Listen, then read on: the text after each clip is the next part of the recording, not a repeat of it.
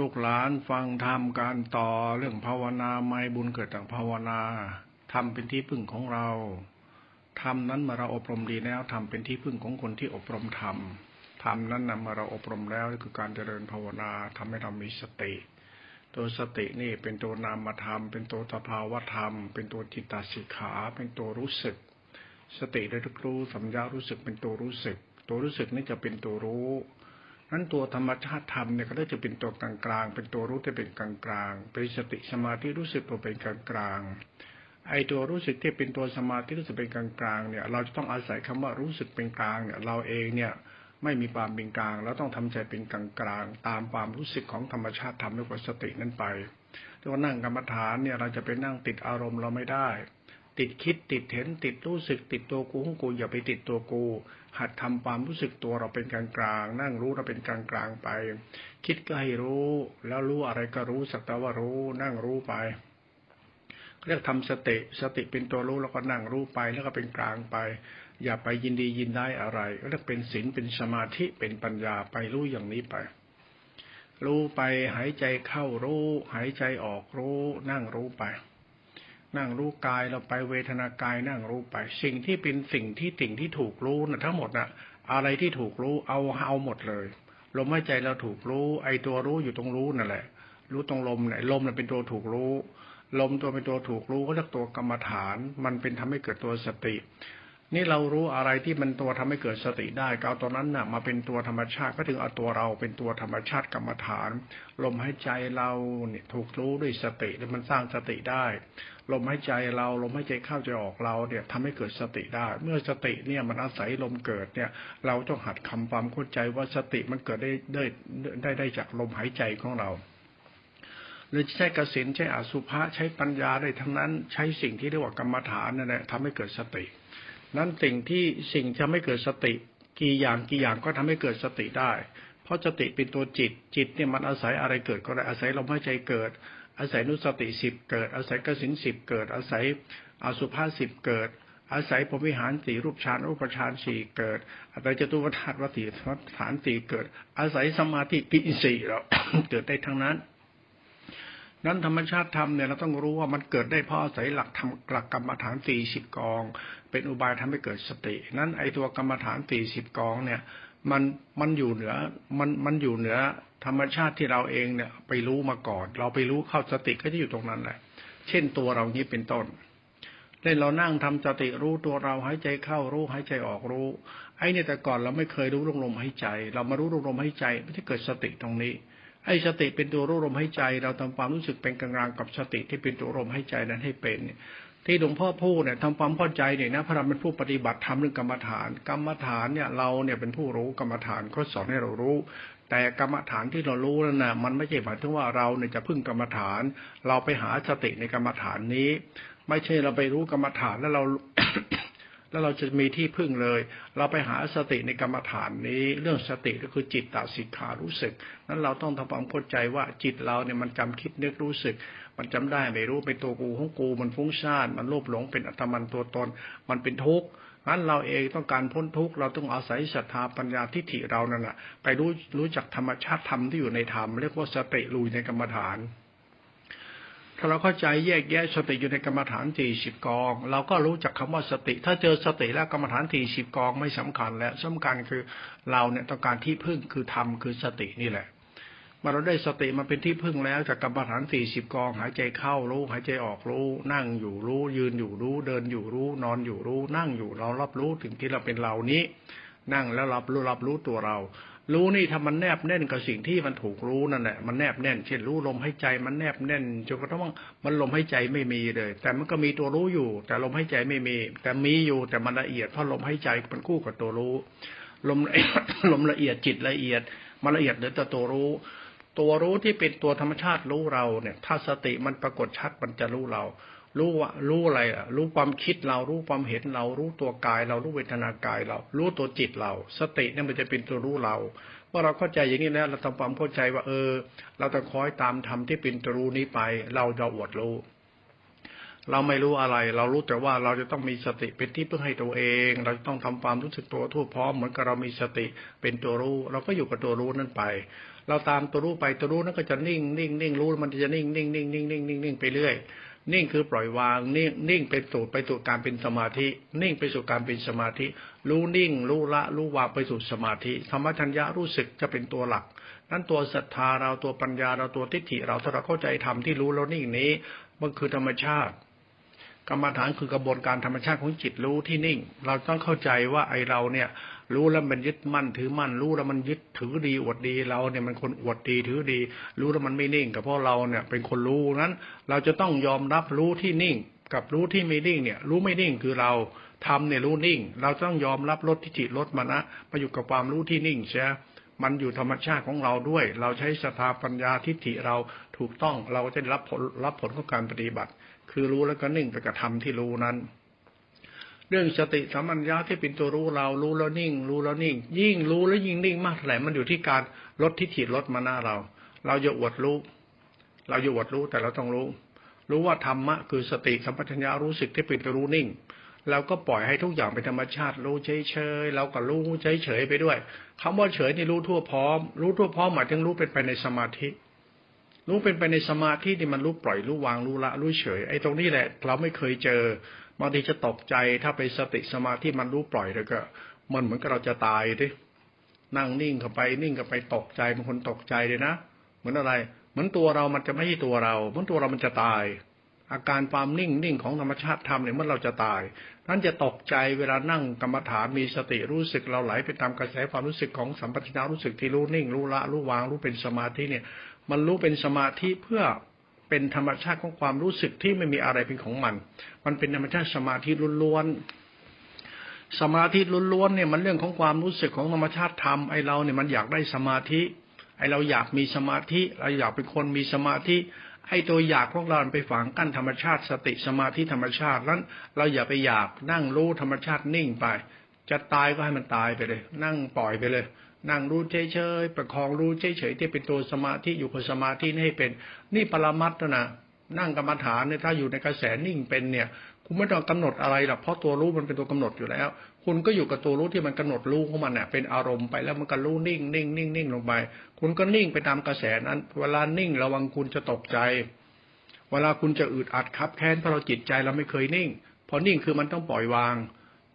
ความคิดความเห็นปล่อยวางความรู้สึกตัวตนปล่อยวางความรู้สึกอาตมันทั้งหลายแหล่ปล่อยวางคุณต้องปล่อยวางตัวตนเป็นธรรมชาติของศรัทธาปัญญาทิฏฐิคุณมันต้องเป็นกลางไม่มีอาตมันตัวตนคือปล่อยเป็นธรรมชาตินิ่งอะไรจะเกิดก็ปล่อยให้นิ่งไปเนี่ยถ้าเราเข้าใจตรงนี้แล้วเราจะนั่งกรรมฐานนิ่งไปเลยรู้นิ่งนั้นถ้าเราเข้าใจตรงนี้เนี่ยเอาศัยกรรมฐานสร้างสติเพื่อให้สติแล้วเป็นตัวรู้แล้วก็ประคองสติอยู่กับสติรู้นั้นเป็นให้เป็นรู้นี้ธรรมชาติธรรมนี่เป็นตัวสติรู้นี่เขารู้เนี่ยเขาจะรู้เราแล้วเขาจะปล่อยเขาก็จะนิ่งนั้นรู้เราปล่อยนิ่งเนี่ยมันธรรมชาติสมาธิที่เป็นตัวธรรมชาติปัจจุบันธรรมเป็นฌานนั้นถ้ารู้แล้วหลับนี่ไม่ได้รู้ข้างนอกนี่ไม่เอาต้องรู้ในตัวเราถ้ารู้นอกนี่ไม่เอาเด็ดขาดเลยรู้นอกนี่ผิดเลยนั่งกรรมฐานรู้นี่รู้ไปแล้วเนี่ยเหมือนรู้ข้างนอกไม่รู้ที่ตัวเราถ้ากรรมฐานรู้นอกเนี่ยมันกรรมฐานจิตเรามันจิตเรามีสติมันจิตเรามีสติมันไปรู้หลับรู้นอกรู้เห็นรู้คิดรู้นึกรู้สึกรู้เพลิดเพลินในอารมณ์ตัวเองไอ้นี่กิเลสนั้นถ้ารู้เราเนี่ยมันจะไม่ใช่กิเลสมันเป็นธรรมชาติธรรมอุปการะถ้าเรารู้เนี่ยมันกิเลสเราเนี่ยไปตามอารมณ์กรรมฐานเราเองจิตคนมันก็เป็นสมาธิได้แต่มันจะทำจิตเข้ามาในสมาธิกบมันอยู่ในรูตั้ง3 เดือน4 เดือนมันก็อยู่ในขี้โคลนขี้เลนขี้ตมมันหมกตัวอยู่นั้นมันไม่ดีมันนิ่งมันอยู่ในจิตมันนิ่งไม่ไปไหนไม่กระดุกกระดิกอะไรมันอยู่ในนั้นน่ะหมีมันอยู่นอกมันหลับอยู่ในโพรงที่มันเข้าฤดูที่มันพักผ่อนมันน่ะก็เป็นเดือน3 เดือน4 เดือนเหมือนกันธรรมชาติจิตคนเรามันมีธรรมชาตินิ่งอยู่ในตัวมันอยู่แล้วถ้าเราจะนิ่งนั้นจิตนิ่งจิตคลายจิตนิ่งกับการทำสตินิ่งแล้วอาศัยสตินิ่งมันคนละอย่างกันถ้าจิตเรานิ่งเนี่ยมันเป็นพลังจิตเราเองจิตเราอยากนิ่งมันก็นิ่งไปจิตนิ่งเนี่ยมันคือมันปล่อยจิตไปเป็นธรรมชาติแต่ธรรมชาติสติที่เป็นตัวรู้นิ่งเนี่ยมันจะรู้เราแล้วมันก็นิ่งนั้นธรรมชาติทำ2 ตัวต้องคอยสังเกตด้วยอะไรมันนิ่งแบบไหนกันแน่มีสตินิ่งกับไม่มีสตินิ่งถ้าสตินิ่งมันจะรู้ตัวอยู่ตลอดเวลามันต้องรู้เราตลอดเวลา ว่าเรากำลังรู้เราด้วยแล้วเรากำลังนิ่งด้วยแล้วมันต้องรู้ล่ะมันต้องรู้กายเวทนาเนี่ยรู้กายเวทนาจิตธรรมไปหมดเลยเหมือนรู้สติปัฏฐานสี่แต่ไม่จับสติปัฏฐานสี่เพราะสติมันนิ่งมันจะเป็นไปในหน้าของธรรมชาติของธรรมรู้นี้เท่านั้นถึงรู้อะไรมันก็รู้สักแต่ว่ารู้มันก็จะปล่อยลงไปเป็นธรรมชาติส่วนธรรมชาติจิตเรารู้ที่เป็นตัวนิ่งนั้นมันไม่สนใจอะไรหรอกร่างกายถ้ามันสนใจแค่ร่างกายแล้วมันก็ส่งจิตออกไปเพลิดเพลินในสิ่งที่มันอยากได้นิ่งเช่นปล่อยจิตออกไปเล่นอารมณ์สัญญานุสติไปเล่นอภิญญาเนี่ยแหละไปเล่นจิตเล่นอะไรเงี้ยเป็นนี่เขาเรียกส่งจิตออกไอ้ที่ไม่มีสติการฝึกทำไม่มีสติอยู่ในปัจจุบันธรรมรู้นิ่งเนี่ยแล้วเรานิ่งโดยที่ไม่มีสติเนี่ยการนิ่งที่ไม่มีสติกับการนิ่งที่มีสติเป็นการนิ่งที่ต่างกันนิ่งที่มีสตินิ่งเนี่ยมันนิ่งแบบมีธรรมะไอ้นิ่งที่ไม่มีสตินิ่งเนี่ยมีแต่จิตเรานิ่งคือตัวทิฏฐิมานะไอ้ตัวทิฏฐิมานะนิ่งเนี่ยมันจะเป็นเรื่องของเราอวดธรรมะเนี่ยไอ้เรื่องเราเนี่ยธรรมะคือนิ่งเราก็นิ่งไม่รู้ไอ้นิ่งตรงไหนเนี่ยใครมันนิ่งมีอะไรเป็นปัจจัยให้นิ่งเราพูดถึงธรรมะสติสมาธิทำให้เราเป็นสุขได้เพราะอาศัยธรรมคือนิ่ง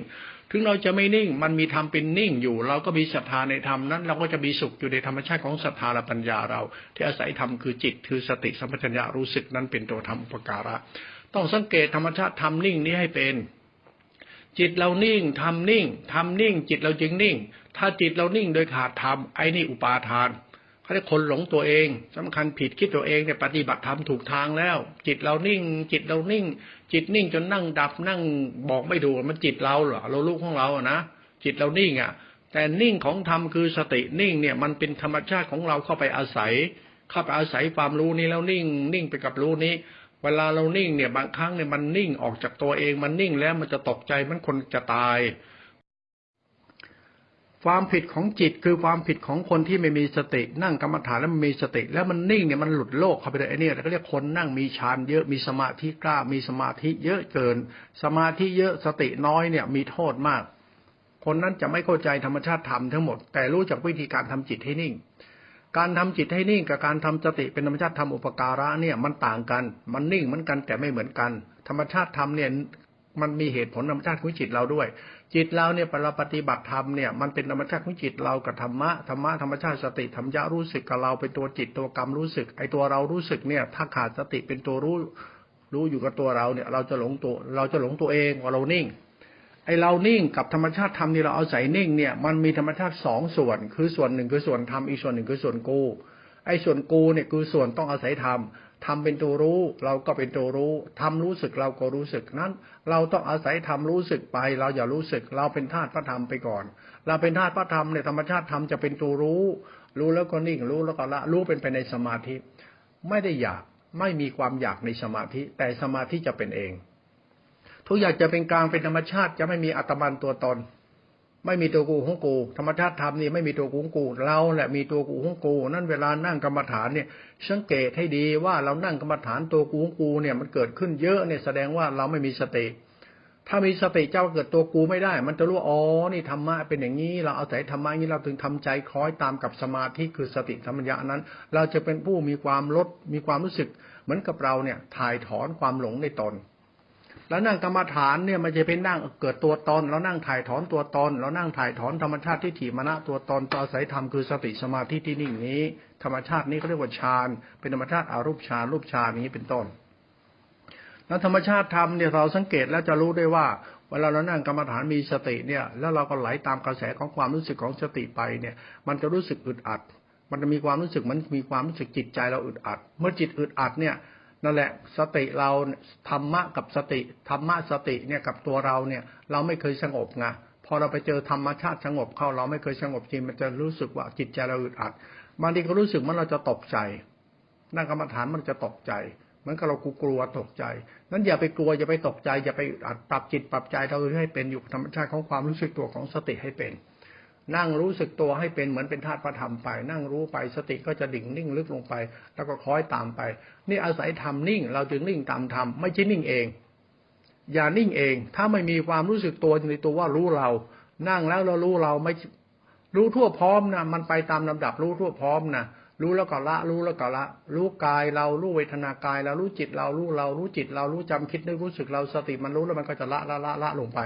มันต้องรู้ทั่วพร้อมมันก็ละลงไปละแบบรู้ไม่ใช่นั่งปุ๊บไม่รู้เรื่องอะไรนิ่งเฉยไอ้นี่โมหะกิน ไม่มีสติโมหะเกิดนั่งกรรมฐานแล้วถ้าจิตไม่มีสติเหลือประคองไปด้วยหรือไม่ไปทำสติเนี่ยมักจะผิดซะส่วนมากคนเราเนี่ยมันนั่งกรรมฐานเหมือนกันมันจะไม่เหมือนกันตรงที่ว่านั่งแล้วมีสติหรือไม่มีสติแล้วบทบาทของสตินี่เป็นตัวรู้เนี่ยมันจะรู้แล้วมันก็จะค่อยดับลงไปดับลงไปดับลงไปไอเรารู้ปุ๊บดับปุ๊บเลยไอรู้ดับปุ๊บแบบเราในกิเลสเรามันไม่มีธรรมอุปการะจิตเรามันชำนาญในสมาธิมันมีกรรมเก่ามีปุพกรรมเก่ามันชำนาญในกรรมของมันสามารถเข้าฌานเข้านิโรธปุ๊บปั๊บได้เลยมันไม่รู้เรื่องของการทำว่าธรรมชาติทำเรียกว่าสติเมื่อมันแต่งกันตรงนี้แล้วภาวะธรรมอธิบายยากแล้วนั้นธรรมถ้าเราสังเกตแล้วเนี่ยถ้าเราอาศัยธรรมไม่อาศัยตนเนี่ยสมาธิเรายังไงอย่าไปสนใจมันสนใจธรรมะรู้แล้วก็นิ่งรู้แล้วก็นิ่ง รู้หมดอ่ะรู้หมดแล้วก็นิ่งรู้แล้วก็นิ่ง ไม่ใช่นิ่งออกไปมันนิ่งกลับเข้ามานิ่งในตัวเรามันนิ่งในตัวเราไม่ใช่นิ่งออกไปมันนิ่งในตัวเรารู้แล้วมันนิ่งในตัวเรามันรู้แล้วมันนิ่งในตัวเรารู้กายเรานิ่งลงไปในการรู้กายเวทนากายนิ่งในเวทนากายรู้จิตเรานิ่งไปในจิตเรารู้คิดรู้เห็นรู้นึกรู้สึกในตัวเรานี่มันนิ่งในตัวเราไม่ใช่เรานิ่งออกไปมันนิ่งในตัวเราธรรมชาติธรรมนี่ประหลาดธรรมชาติธรรมสติเนี่ยมันอยู่ในการรู้เราแล้วมันก็นิ่งลงไปมันนิ่งมันอยู่ในลักษณะรู้แล้วนิ่งธรรมชาติกับปัญญาเราทิฏฐิเราใจเราเนี่ยไม่มีตรงนี้มาก่อนเราต้องทำความเข้าใจรู้แล้วนิ่งนี้ให้เป็นไม่ใช่กูรู้แล้วกูนิ่งไม่ใช่เราอาศัยรู้นิ่งไม่ใช่กูนิ่งไปอาศัยรู้แล้วนิ่งรู้แล้วนิ่งเนี่ยมันรู้กูไอ้กูนิ่งเนี่ยมันไม่รู้กูต้องสังเกตสภาวะทำเวลาปฏิบัติให้ดีด้วยนะนั่งรู้กูแล้วนิ่งนะนั่งรู้กูแล้วนิ่งนะอันนี้ต้องใช้ขันติใช้ศรัทธาใช้ความเพียรและอินทรีย์เยอะใช้อินทรีย์ใช้สัจจะใช้ขันติตบะพละเยอะเพราะเราต้องอาศัยธรรมที่เป็นตัวรู้นิ่งรู้เราก็นิ่งละไปเข้าไปลึกๆเข้าไปลึกๆจนกระทั่งเหมือนกับว่าตัวเรารู้ตัวเราแล้วก็ปล่อยวางตัวเรา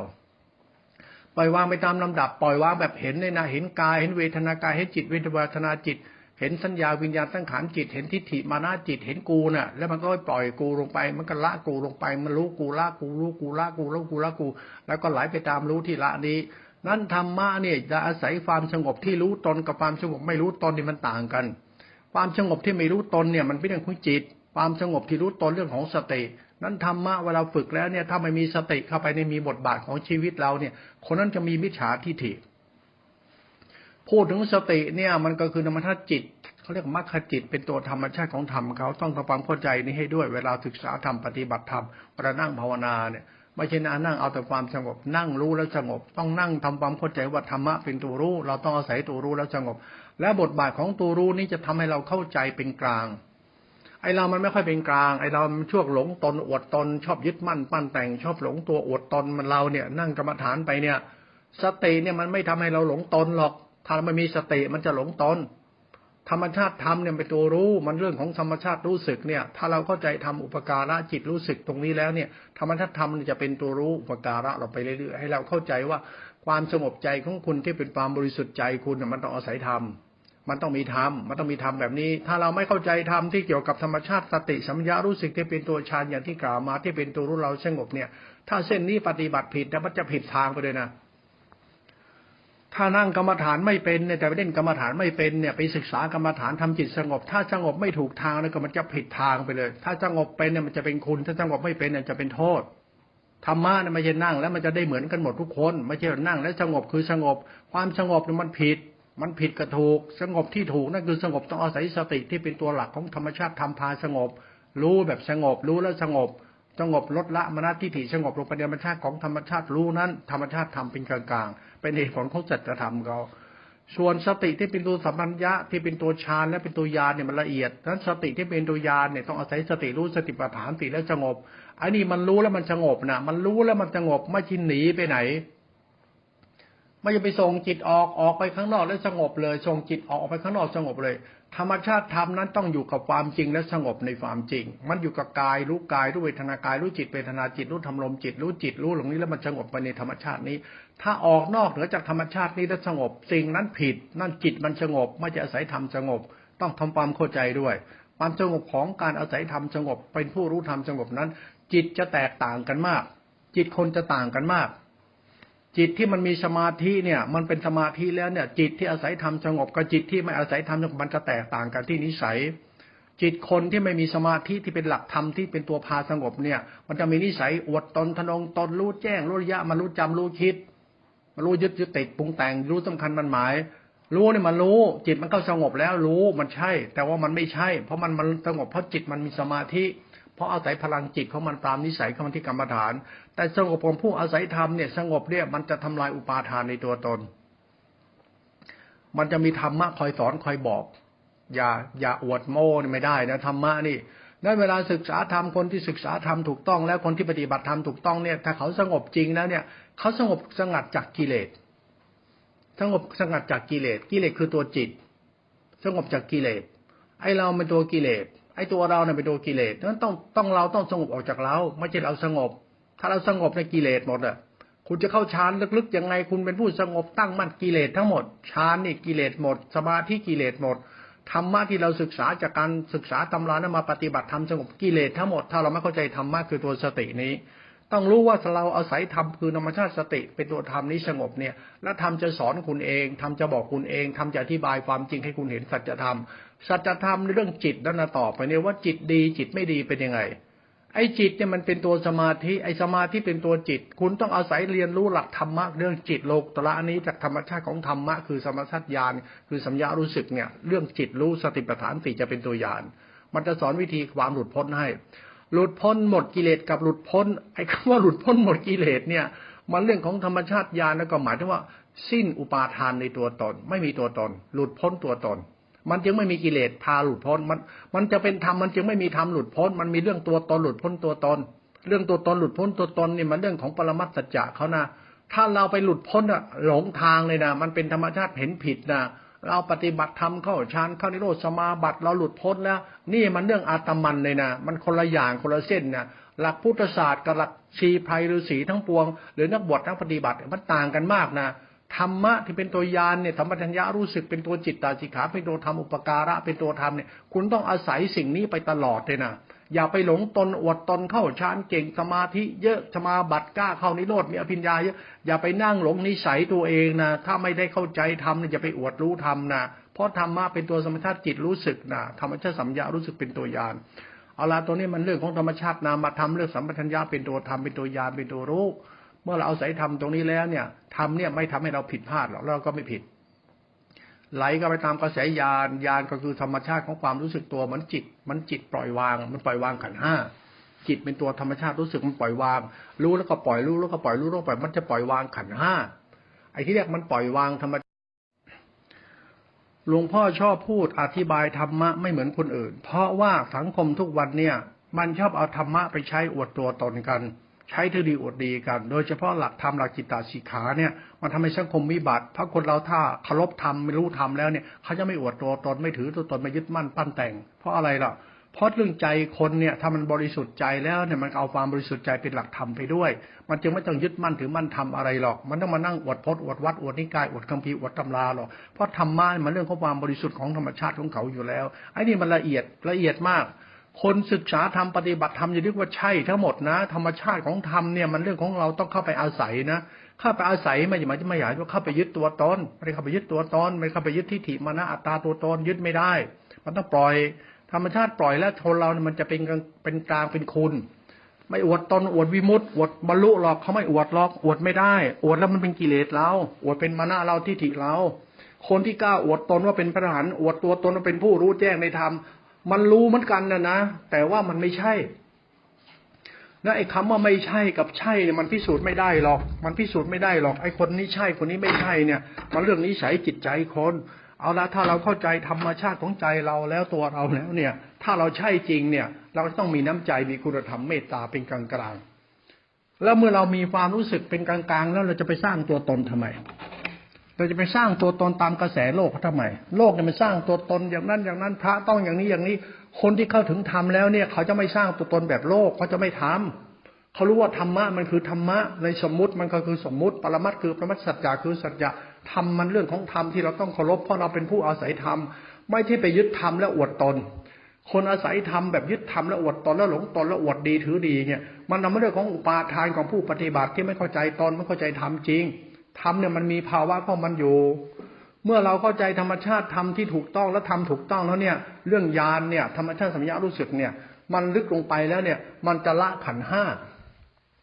แล้วก็รู้ละขันธ์ห้าไปเรื่อยๆตามกระแสนั้นไป ละขันธ์ห้าเนี่ยเราก็โดนละไปด้วยเราก็โดนละตัวตนไปด้วยธรรมชาติรู้มันจะละขันธ์ห้าเราก็ละขันธ์ห้าไอ้ขันธ์ห้าเราหมายถึงตัวอุปาทานขันธ์มันถึงว่าเราหลงเราเมื่อเราไหลไปตามกระแสธรรมที่เป็นตัวรู้ละขันธ์ห้านั้นนะเท่ากับเราละการหลงตัวเองธรรมชาติธรรมมันจะเป็นตัวธรรมชาติพายเราหลุดพ้นไม่ต้องหลงตัวเองไม่หลงขันไม่หลงขันนอกขันในขันในขันขันนอกคือขันห้าขันห้ามันก็คือรูปธรรมนามธรรมที่เป็นตัวสมมุติบัญญัติเป็นตัวกูของกูไอ้ขันในเป็นสัญญาขันวิญญาณขันทั้งขันเป็นจิตจำคิดนึกรู้สึกเป็นตัวกูของกูเป็นตัวรู้สึกภายในไอ้ขันในขันมันเรื่องของจิตเรื่องทิฏฐิมานะของเรานั้นธรรมชาติธรรมเนี่ยเป็นตัวรู้ละขันห้าเนี่ยธรรมมันจึงเป็นสุญญตาธรรมมันจึงว่างไม่มีอัตมันตัวตนธรรมจึงเป็นตัวรู้ที่เป็นคุณเป็นธรรมชาติจิตสงบว่างเป็นศีลวิสุทธิสมาธิสงบว่างเป็นธรรมชาติธรรมเป็นธรรมชาติธรรมที่เป็นคุณเป็นธรรมชาติธรรมจริงๆธรรมล้วนๆธรรมที่บริสุทธิ์เลยไอ้ธรรมนี่แหละมันรู้แล้วมันละไปถึงธรรมชาติธรรมที่บริสุทธิ์เหมือนน้ำที่มันไหลจากที่สูงถึงมาเอาตะกอนขี้โคลนขี้เลนขี้ตมมาด้วยสุดท้ายน้ำมันก็จะไปใสที่เดิมน้ำจะกลับไปสู่มหาสมุทรเป็นน้ำธรรมชาติบริสุทธิ์ตัวเดิมธรรมะจะไหลไปสู่ธรรมชาติเดิมของธรรมชาติธรรมก็คือธรรมชาติคุณน้ำฝนมันมาจากน้ำมาในมหาสมุทรส่วนมากแล้วก็เป็นเมฆแล้วก็ตกลงมาเป็นน้ำฝนให้ไปทั่วจักรวาลและสุดท้ายมันก็ไหลกลับไปที่มหาสมุทรตัวเดิมของมันธรรมะเนี่ยมันคือธรรมชาติของเขาอย่างนั้นไม่ใช่มีอัตมันตัวตนไอเราเนี่ยไปเล่นกักเอาขึ้นมาว่าเป็นของกูเป็นพวกเราเป็นลัทธินิกายขึ้นมาเป็นนี่ธรรมชาติตัวกูของกูในกิเลสนี่ปฏิบัติธรรมผิดนี่คุณคิดว่าถูกนะมันจะผิดเพราะคุณไปสร้างตัวตนขึ้นมาไปสร้างอัตมันตัวตนขึ้นมาถ้าเราศึกษาธรรมและเคารพธรรมเนี่ยมันจะทำให้เกิดสันติสุขแก่จิตวิญญาณและหมู่สัตว์ทั้งปวงมันจะไม่มีนิกายไม่มีก๊กไม่มีกวนไม่มีอัตมันตัวตนมันจะไม่มีมันจะธรรมชาติธรรมที่เราต้องอาศัยธรรมเนี่ยเราต้องเคารพแล้วก็อาศัยปฏิบัติตามคล้อยตามไปในธรรมแล้วคุณจะพบความสุขในตนเองที่เป็นเรื่องของศีลของสมาธิของปัญญาของจิตตสิกขาเราจะมีธรรมเป็นที่พึ่งของธรรมชาติของธรรมนี้ไปพูดแล้วอาจจะนอกตำราแต่ไม่นอกมันเป็นสัจธรรมอยู่แล้วธรรมเหมือนน้ำที่มันตกมาจากบนฟ้าบนยอดเขาแล้วก็ไหลลงไปลากที่คนขี้เลนสกปรกทำให้เกิดชุ่มชื้นน้ำสกปรกน้ำเน่าน้ำเสียสุดท้ายน้ำมันก็ไหลไปออกไปน้ำออกทะเลแล้วมันก็ใสกลับที่เดิมธรรมชาติธรรมก็เป็นเช่นนั้นแหละมันใสมันไหลไปสู่กระแสเดิมไอ้สิ่งที่มันตกใส่คือกิเลสคือฝุ่นละอองธุลีสิ่งปฏิกูลโสโครกแล้วมันให้ความชุ่มชื้นอุดมสมบูรณ์เป็นดอกผลน้ำเนี่ยมันให้คุณสุดท้ายน้ำมันไม่ติดยึดอะไรมันก็ไหลไปตามกระแสของมันให้ตรงนั้นชุ่มชื้นไปอุดมสมบูรณ์ไปน้ำก็ไหลไปสู่กระแสของมันแล้วก็ออกทะเลกลับไปสู่ธรรมชาติเดิมทำเป็นเช่นนี้ไปสู่ธรรมชาติเดิมของจิตที่บริสุทธิ์เขาเรียกว่าสุญญตาจิตเป็นจิตของธรรมชาติธรรมที่เป็นตัวนิโรธะเป็นจิตว่างธรรมชาติธรรมไม่มีธรรมชาติจิตที่ว่างเป็นนิโรธจิตจิตนี้สอนจิตเราสอนใจเราเข้าใจตัวตนเราให้แท้จริงธรรมชาติธรรมเป็นกลางเป็นคุณมีเหตุมีผลธรรมชาติของคำว่าสติสัมยารู้สึกธรรมชาติธรรมนี้เป็นธรรมชาติของสติยืนในปัจจุบันทั้งการรู้ธรรมชาติตัวเราและสงบลงไปแล้วเราก็สงบตามไปก็จะเข้าใจธรรมะเกี่ยวกับการพัฒนาจิตเราอย่าเอาจิตเราไปสงบโดยจินตนาการอย่าไปสงบจนสร้างอัตมันตัวตนอย่าสงบจนหลงไม่รู้อะไรเป็นอะไรอ้างว่าไม่ยึดแต่มันยึดตัวตนเพราะคุณยึดสงบธรรมชาติธรรมนั่นไม่มีมันไม่ได้สงบมันวางมันปล่อยวางมันไม่ได้สงบความสงบของธรรมคือปล่อยวางคือไม่หลงโลภปล่อยวางคือไม่มีอัตมันตัวตนปล่อยวางคือไม่ถือดีอดดีปล่อยวางคือไม่สร้างนิสัยทะนงตัวทะนงตนมันปล่อยวางธรรมะมันธรรมชาติคนบริสุทธิ์ใจคนบริสุทธิ์ใจคนบริสุทธิ์ใจคือคนที่มีสติมีสัมปชัญญะมีธรรมะเป็นคนบริสุทธิ์ใจไม่ใช่มันต้องความสงบปล่อยหมดกิเลสตัดกิเลสปานิพพานอวดฤทธิ์อวดเดชบันคนละอย่างกันไม่เหมือนกันอันนี้ต้องไปนั่งพิจารณาคนเราปฏิบัติธรรมเนี่ยทำให้เข้าใจการปฏิบัติให้ถูกนี่ยังไงมันก็ผิดมันผิดที่จิตคนเนี่ยไม่ใช่ว่ามันจะศึกษารู้มันง่ายๆเพราะจิตเรามันชอบดิ้นรนกวัดแกว่งทะนงตนอวดตนถือดีอวดดีแล้วมันก็มีพลังงานของมันที่สงบได้ความสงบของคนมีธรรมคือมีสติกับคนไม่มีสติที่เป็นตัวหลักเนี่ยมันมีนิสัยไม่เหมือนกันคนมีนิสัยมันก็คือจิตนิสัยคนที่มีธรรมแล้วเนี่ยเขาจะเคารพธรรมเป็นหลักเขาไม่เอาทิฏฐิมานะตัวเองเป็นใหญ่เขาไม่ใช่มานะตัวเองเป็นใหญ่จิตสงบก็จริงธรรมพาสงบหรือว่าสงบโดยอาศัยธรรมความสงบของจิตกับคนมีสติที่เป็นตัวธรรมสงบมันมีความสงบไม่เหมือนกันนิสัยมันจะไม่เหมือนกัน คนที่ไม่มีสติพาสงบจริงนะไม่สงบในสติจริงสงบในจิตของตัวเขาเองเรื่องนิสัยเขาไอ้นี่จะอวดตนทะนงตนจะดื้อรั้นบ้าอำนาจบ้าฤทธิ์บ้าเดชมันไม่กลัวอะไรมันสงบเพราะว่ามันจิตมีความเชื่อมั่นในตัวจิตมันไอ้นี่มันละตัวตนไม่ได้มันยิ่งสงบยิ่งมีอัตมันกิเลสยิ่งหนาตัณหายิ่งเยอะจะมีฤทธิ์มีเดชยังไงมันก็นิสัยหลงตนอวดตนมันอยู่อย่างนั้นแหละไม่สิ้นสุดเอาเราไปนั่งพิจารณาความสงบของจิตให้รู้ว่าเราสงบอาศัยธรรมจริงๆไม่ใช่สงบเพราะอาศัยกูอาศัยธรรมแล้วรู้ว่าการอาศัยธรรมให้ใจเราสงบนั้นมันมีธรรมชาติธรรมปรากฏชัดให้เรารู้อยู่ในธรรมชาติของเราที่เราอาศัยธรรมนั่นแหละมันจะรู้อยู่ธรรมะเป็นตัวรู้เราก็รู้เรารู้สึกธรรมะก็รู้สึกเมื่อเราเข้าใจธรรมที่เราอาศัยรู้สึกเราจะเคารพความรู้สึกของธรรมไม่ใช่มานั่งหลงกูรู้สึกกูไม่มีสิทธิ์จะมานั่งหลงกูรู้สึกเพราะธรรมมารู้สึกของมันอยู่ด้วยนั้นเราจะมาอวดตนว่ากูบรรลุธรรมหมดกิเลสไม่ควรพูดทำไมล่ะก็ธรรมมันรู้สึกธรรมะเป็นจิตตสิกขารู้สึกคุณต้องนอบน้อมเพราะธรรมชาติจิตตสิกขาเป็นธรรมคุณมานั่งอวดพจน์อวดวัดอวดนิกายอวดธรรมะธรรมโมอวดวิมุตติอวดตัวกูแน่อวดกูรู้ธรรมบรรลุธรรมเนี่ยแล้วธรรมที่เป็นตัวรู้อยู่ตรงไหนแล้วธรรมมันเป็นตัวสุญญตานิโรธเป็นยังไงธรรมที่เป็นตัวยาเป็นตัวภาวะธรรมของเขาเป็นตัวจิตตสิกขาวิสุทธิเป็นตัวธรรมชาติยาเป็นตัวธรรมคุณเป็นยังไงมันไม่มีไงคนไม่รู้นี่มันก็ไม่ละอายไงมันก็อวดมันมันเป็นผู้รู้ไงไอ้กิเลสยัดเจ้าของนี่ธรรมมันเป็นตัวรู้นี่คนไม่เคยอาศัยธรรมจริงเนี่ยมันไม่มีความละอายหรอกมันก็นั่งโมยึดนั่งโมอวดนั่งโมปั้นแต่งปรุงแต่งนี่ไอ้กรรมลามกนี่มนุษย์จะเดือดร้อนกันเพราะนิสัยเราเพราะพวกเราดีแหละที่ปฏิบัติธรรมนั้นแล้วไปใช้ตำรามาอวดอ้างจนกระทั่งหลงตนอวดตนเนี่ยโดยไม่เข้าใจธรรมชาติธรรมเรียกว่าจิตตสิกขาสติสัมยารู้สึกเป็นตัวยาน